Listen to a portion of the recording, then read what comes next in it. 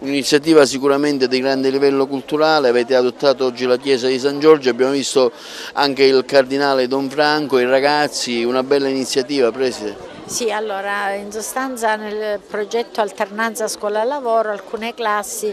sono state coinvolte con l'Arcidiocesi di Agrigento e quindi tra le varie attività abbiamo pure inserito quella di valorizzare il nostro territorio, perché pensiamo che l'alternanza non sia solo un'attività per capire come si lavora, i vari tipi di lavoro che ci sono, ma è un progetto proiettato nel futuro. In sostanza i ragazzi da questo momento si rendono protagonisti per valorizzare periodicamente in maniera sistematica questa bellissima realtà che è la chiesa di San Giorgio, non solo per i turisti, infatti sono stati realizzati degli opuscoli nelle 4 lingue, inglese, tedesco, francese oltre che italiano, ma anche per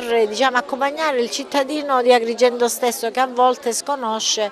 queste bellezze. Siamo riusciti a renderla fruibile, oggi i ragazzi insieme con il cardinale Don Franco abbiamo dato vita a questo incontro, l'hanno animata con canti, musiche, in più hanno realizzato delle ricerche che si trovano all'interno con dei pannelli realizzati dai ragazzi.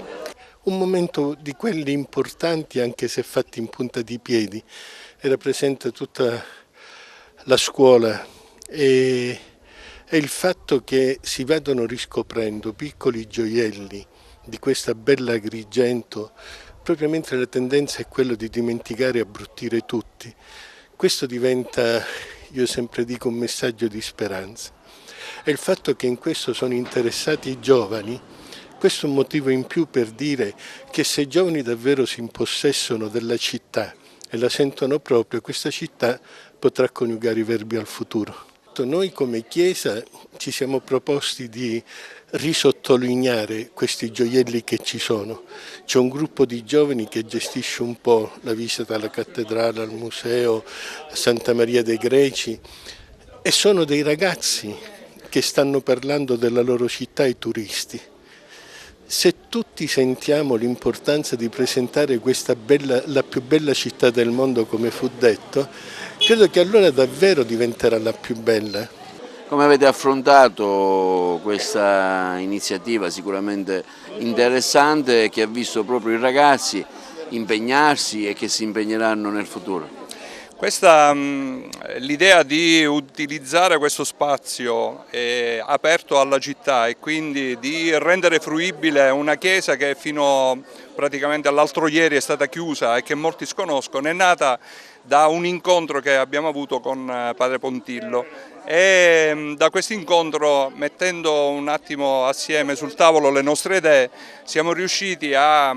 progettare e realizzare una serie di attività che continueranno durante l'anno nell'ambito dell'alternanza scuola-lavoro che il liceo sta